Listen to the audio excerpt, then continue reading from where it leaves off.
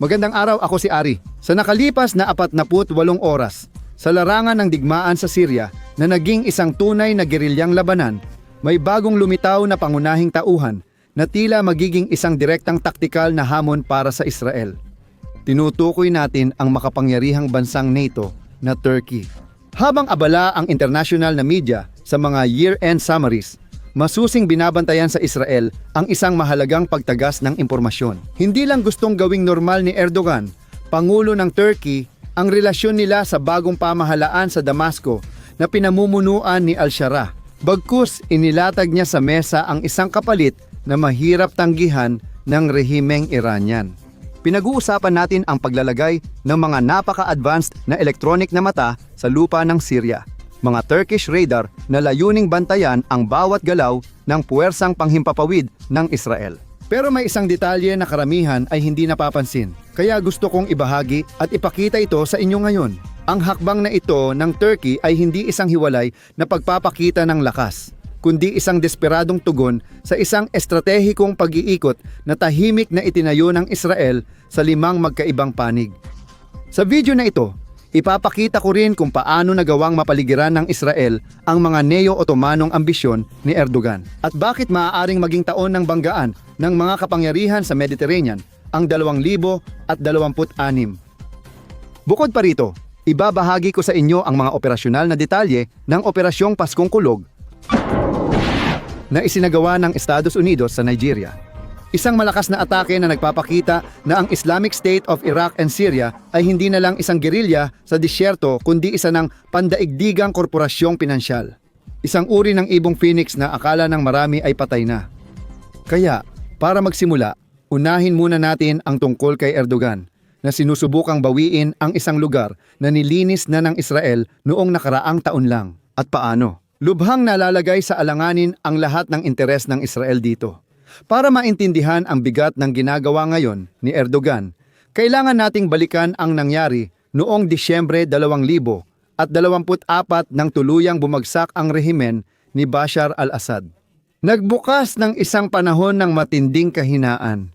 Noong panahong iyon, hindi na naghintay ang Israel kung sino ang makakakuha ng mga susi ng arsenal ng Syria. Sa isang serye ng mabilisang pagsalakay, sistematikong winasak ng Air Force ng Israel ang mga pasilidad ng radar at natitirang mga sistema ng depensa sa himpapawid na matagal nang pinapatakbo ng hukbong Syrian at ng kanilang mga kaalyadong Ruso at Iranian.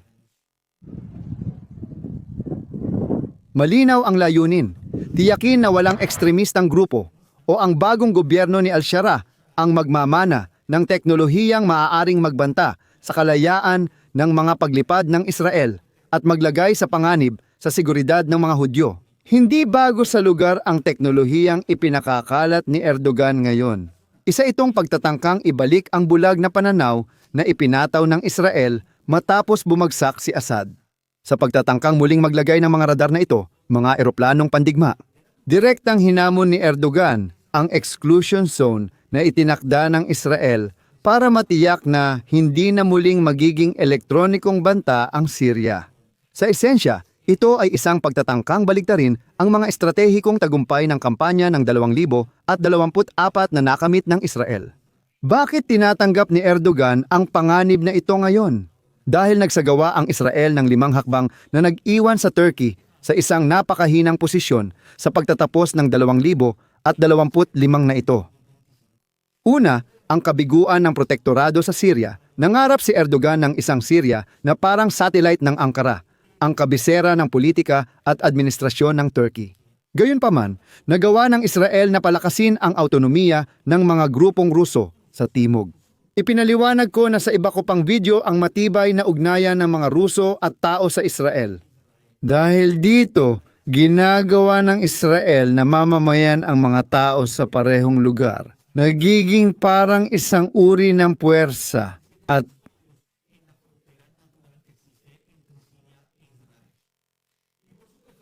talakayan ng 036 na pagbisita ng non-government organization sa sunod na panlabas, ahaha sosyal. Ang Ehipto ay pumirma ng malaking kasunduan sa gas sa Israel para sa ekonomiyang Turko. Hindi lang ito pera, Ito ay purong geopolitika.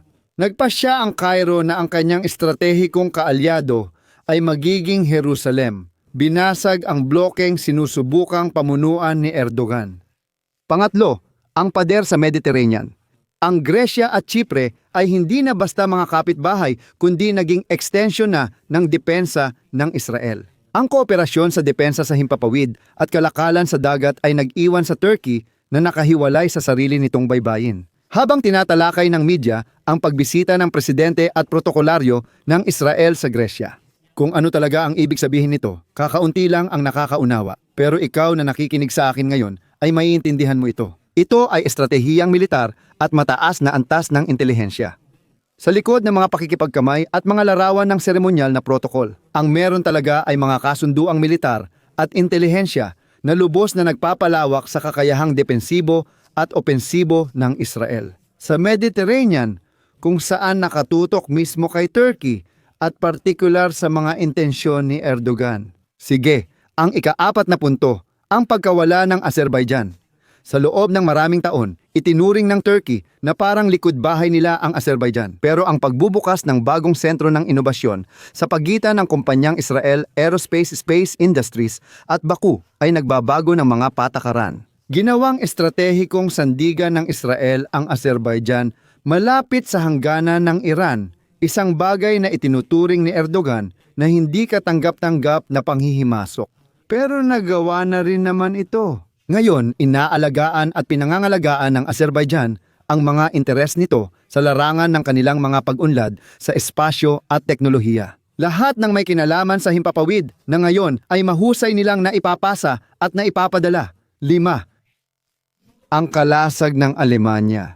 Ang pagbebenta ng Arrow 3 system sa Alemanya ang pinakanakakainis sa Turkey sa loob ng NATO. Ang Israel na ngayon ang naggagarantiya ng estratehikong seguridad ng pinakamakapangyarihang bansa sa Europa. Binigyan nito ng bigat na pampolitika sa Brussels na hindi kailanman nakuha ng Turkey. Sa harap ng ganitong pag-iipit, ang tugon ni Erdogan ay teknikal at eksakto, sistematiko. Ipinapakita ng mga ulat na balak ng Turkey na mag-deploy ng Aselsan-Air's radar system sa teritoryo ng Syria. Ano ang kahulugan nito sa operasyon ng Israel? Ganito kasi yon, kayang matukoy ng mga radar na ito ang paglipad ng mga fighter jet mula sa mga base sa hilaga ng Israel, gaya ng base ng Ramat David sa aktwal na oras. Diretso mapupunta ang mga datos sa Tehran sa ilalim ng anyo ng regional na kooperasyon. Alam nilang hindi nila kayang talunin ang Israel sa isang tradisyonal na labanan sa ere, kaya sinusubukan nilang bulagin ang Israeli Air Force bago pa man makatawid ng hangganan ang mga eroplano. Sinusubukan nitong alisin ang elementong sorpresa na kilala sa mga operasyon ng Israel sa mga dekada. Ngayon, ilang mga analista dito sa Israel ang nagsisimulang pag-usapan kung ano ang mangyayari kung lalala pa ang mga intensyon ng Turkey at humantong ito sa isang direktang sagupaan sa pagitan ng mga Turko at Israel.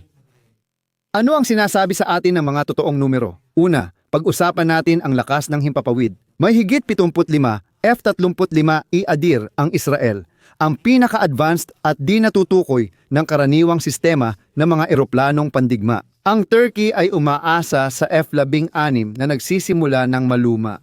Ang pambansang proyektong CAN para i-update ang fleet ng mga eroplanong pandigma ay hindi pa rin natutupad at aabutin pa ng maraming taon bago ma-update ang fleet nila. Pangalawa, ang digmaang hindi ginagamitan ng tao.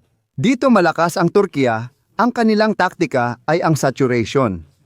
May kakayahan silang magpalipad ng daan-daang drone na A-15 at ang kilalang Kislelma para subukang maubos ang mga interceptor ng Israel. Ito ay isang mahalagang punto na dapat isaalang-alang dahil sa kakayahan nilang hindi lang gumawa kundi pati na rin sa dami ng mga drone na mayroon na sila sa kanilang imbakan. Pangatlo, may usapin sa digmaang pandagat. Ang Turkiya ay may Türkiye Cumhuriyeti Gemisi Anadolu, ngunit ang Israel ay may mga submarinong Dolphin Air Independent Propulsion na nagsisilbing garantiya ng pangalawang atake at nuclear deterrence na wala ang Turkiya. Pang-apat, ang depensa sa unahan. Habang ipinagmamalaki ng Turkiya ang kanilang Typhoon missile na may 1,000 kilometer na abot, Ang Israel ay mayroong sopistikadong sistema ng mga air missile na matagumpay nang nasubukan sa iba't ibang mga sitwasyon. Ngayon, mayroon na silang unang operational laser system sa mundo na kayang sumira ng banta mula sa himpapawid. Sa halaga ng isang tasa ng kape na iniinom natin, ibig sabihin, ang isang putok ay katumbas lang ng presyo ng isang tasa ng kape, kumpara sa daan-daang libong dolyar na maaaring gastusin para sa kahit anong misil ng kalaban. Isang bagay na siguradong magbabago sa anumang senaryo ng digmaan sa pagitan ng Israel at Turkey o sino mang kalahok sa himpapawid, labanan at tradisyonal na ekosistema. Ang totoo, tumataya ang Turkey sa dami, habang ang Israel ay sa katumpakan at asimetrikong gastos. Ngayon, kung titignan ang 2026 ang ugnayan ng Israel at Turkey ay tila mababang intensidad na komprontasyon, ngunit mataas ang panganib. Malamang hindi mangyari ang direktang sagupaan ng dalawang malalakas na hukbo, pero lalala ang proxy war. Gayunpaman, pagkatapos ng nasaksihan natin 6 na buwan na ang nakalipas, ang tinutukoy ko ay ang matinding labanan ng 12 araw sa pagitan ng Israel at Iran. Kahit ano ay pwedeng mangyari. Gagamitin ng Turkiya ang mga kaalyado para pabagsakin ang Syria, West Bank at Gaza, habang palalakasin ng Israel ang suporta sa mga autonomous na grupo sa Syria, upang matiyak na ang timog hangganan ni Erdogan ay hindi kailanman ligtas. Sa 2026 malalaman kung papanig ang Turkiya sa Russia-Iran o mapipilitang makipagkasundo dahil sa presyon ng Israel at manatiling hindi nakikialam. Ngayon, mahalagang malaman na 42% ng nanonood ng aking mga video ay hindi pa nakasubscribe. Maraming akala ay nakasubscribe na sila pero hindi pa pala. Kaya ngayon din, tingnan mo kung ang button ng subscription ay nagsasabing nakasubscribe at kung hindi pa, pindutin mo ito para mag-subscribe. Tinitiyak ko sa iyo na hindi ito masakit at libre pa. Ngayon, igalaw ang daliri sa gilid at pindutin ang kampanita para malaman mo kapag may bagong upload akong video. At sa ganun, mananatili kang updated sa mga nangyayari dito sa Israel at sa pinakamagulong rehiyon sa mundo. Sige, habang mainit ang Levante, lipat muna tayo sa kanlurang Aprika. Noong ika-25 ng Disyembre, alas 2:15 ng madaling araw, isinagawa ng hukbong himpapawid ng Estados Unidos ang Operasyong Paskong Kulog sa estado ng Sokoto. Isang pamaskong regalo para sa ISIS, na labis ang galit sa mga Kristiyano at sa ngayon ay gumagawa ng kung ano-anong kalupitan laban sa kanila. Ano ba talaga ang nangyari sa rehiyong ito? Ayos ba? Sa utos ni Pangulong Trump, isang kombinasyon ng mga Predator drone at A-10 na eroplanong pandigma ang umatake sa 3 pinatibay na kampo ng grupong La Curahwa. Ang grupong ito ay nagsagawa ng masaker laban sa mga Kristiyanong nayon. 2 araw lang ang nakalipas, pinatay ang mahigit 60 katao. Kahanga-hanga ang operasyon, gumamit sila ng mga Hellfire missile para sirain ang mga sentro ng komunikasyon at mga imbakan ng armas. Nalaman ng United States Intelligence na ang mga kampong ito ay hindi ordinaryong kubo. May satellite internet terminals at advanced na hardware para sa pananalapi. At dahil dito, marami ang nagsasalita tungkol sa muling pag-usbong ng Islamic State of Iraq and Syria o ng Caliphate 2.0. Nakakabahala ang natuklasan pagkatapos ng pag-atake. Ang grupong ito ay kumikita, pakinggan niyo ako ng mabuti, ng $171 milyong kada taon. Paano niya nagagawa yon na tulad ng pagkakita mo sa kanila? Gumagamit sila ng mga kriptomoneda. Ginagamit nila ang kriptomonero para ilipat ang pondo mula sa mga kidnapping sa buong mundo. Nandyan din ang tinatawag na blood gold. Kinokontrol nila ang mga ilegal na minahan sa Sahel. Ang ginto na yon ay kinakalakal at nililinis. Sa mga pamilihan sa Dubai at Turkey, muli na namang lumilitaw ang koneksyon ng Turkey. Kahit hindi ito opisyal na pulisya, nagsisilbing pinansyal na baga ang mga black market sa Turkey para sa terorismong kamakailan lang binomba ng Estados Unidos. Malinaw ang konklusyon, wala nang magkakahiwalay na sigalot sa mundo ngayon. Ang mga radar na gustong ilagay ni Erdogan sa Syria para tulungan ang Iran ay konektado sa ginto na nagpapondo sa terorismo sa Nigeria. Ipinakita ng Israel na marunong silang maglaro para sa pangmatagalan, pero susubukin tayong lahat ng 2026. Ang teknolohiya, gaya ng Iron Beam, ay isang hindi matatawarang bentahe ngayon para sa depensang panghimpapawid ng Israel. Gayunpaman, ang tuloy-tuloy na pagbabantay ang pangunahing haligi ngayon ng Estadong Hudyo. Ang pagkakaroon ng napakaraming kaaway ang dahilan kung bakit kailangan nilang maging laging alerto, gaya ng leon na nagbabantay sa kapatagan.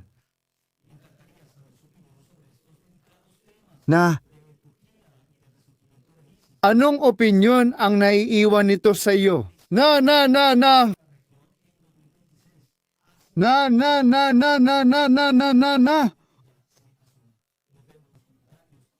Direktang pagsusuri gamit ang tamang impormasyon. Huwag kayong umalis ng hindi nagsusubscribe at nag-iiwan ng like. Kita-kits!